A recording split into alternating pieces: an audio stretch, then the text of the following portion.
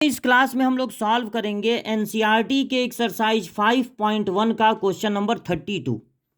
So that the function defined by F x mod में cos x. अब देखिए हमारा जो फंक्शन है वो है मॉड में cos x is a continuous function. हमको शो करना है कि ये एक कॉन्टिन्यूअस फंक्शन है। मतलब जब इस फंक्शन का ग्राफ बनाया जाएगा तो वो कंटिन्यू बनता चला जाएगा, पेन को कहीं उठाने की जरूरत नहीं पड़ेगी, ग्राफ कहीं पर ब्रेक नहीं होगा।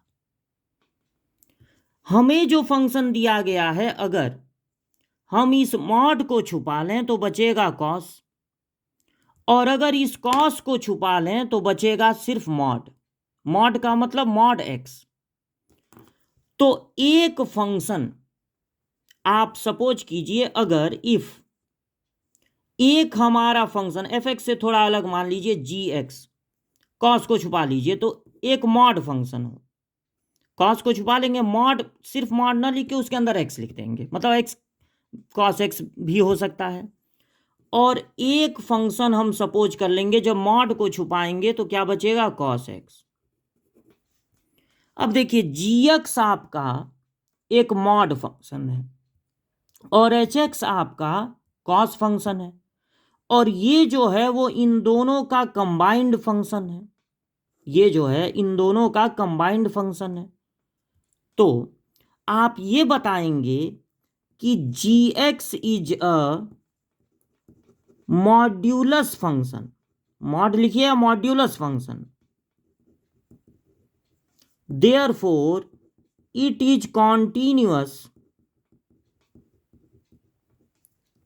For every real value. क्योंकि जो मॉड फंक्शन होता है वो कभी डिसकॉन्टिन्यूअस नहीं होता, वो सारे रियल नंबर के लिए कॉन्टिन्यूअस होता है। और H x is a cos function, therefore it is continuous